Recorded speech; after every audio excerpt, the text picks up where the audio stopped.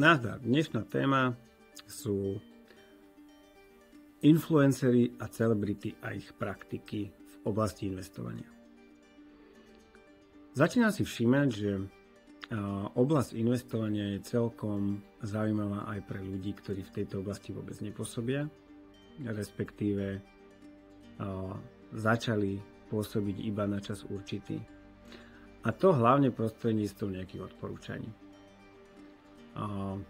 Je to taký fenomén sociálnych sietí, že pokiaľ stojí za tým človek, ktorý vie o tom, že má veľké portfólio svojich odberateľov alebo fanúšikov, tak im zväčša začne poskytovať nejaké cenné rady alebo skúsenosti, či už o nejakých službách alebo nejakých produktov.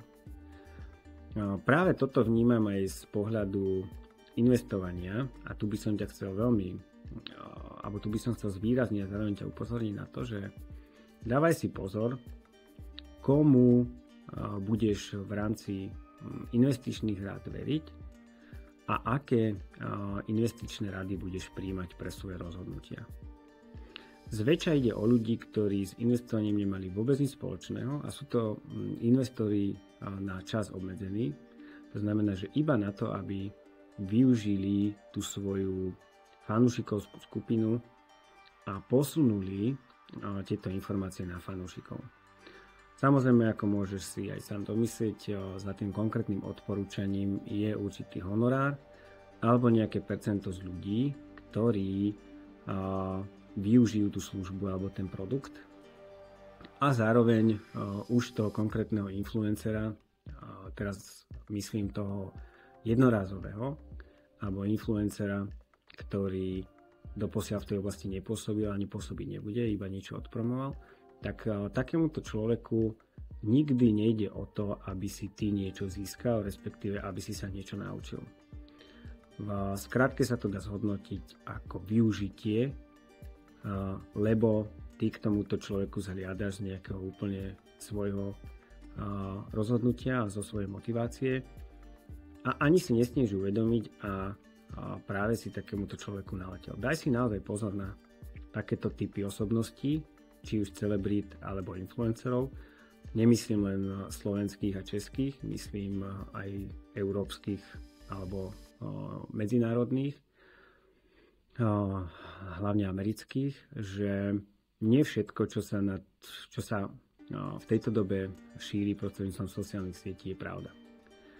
Rozlišuj tú pravdu a snaž sa nenaletieť. Máš vlastnú hlavu a stále si myslím, že slovenský vzdelávací systém je oproti veľkej časti sveta naozaj na výbornom mieste, tak používaj to, čo si sa naučil.